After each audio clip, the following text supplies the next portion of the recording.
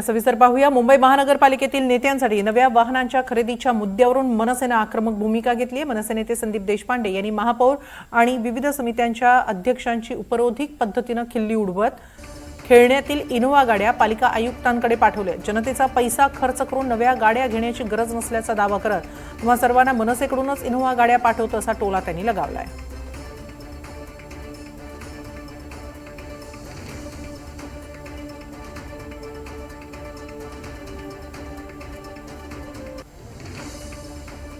मुंबई महानगरपालिकेतील नेत्यांनी इनोव्हा गाड्या द्याव्यात अशी मागणी केलेली आहे। काही दिवसांपूर्वीच नव्या स्कॉर्पिओ गाड्या खरेदी करण्यात आल्या, मात्र स्कॉर्पिओ गाड्यावर मुंबईतल्या रस्त्यांवर खड्डे असल्यामुळे उपयोगी नाहीत असं मत त्यांनी मांडलं आणि मागणी केली आहे नव्या इनोव्हा गाड्यांची।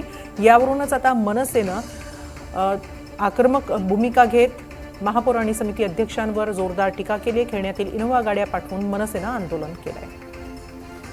नमस्कार।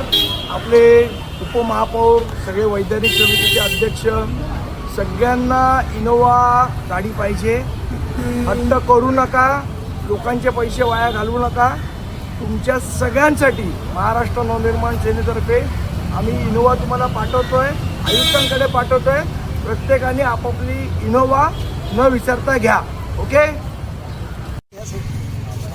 इनोव्हा आहे का? इनोव्हा ही बघा, इनोव्हा गाडी तुमच्यासाठी घेतोय। हा,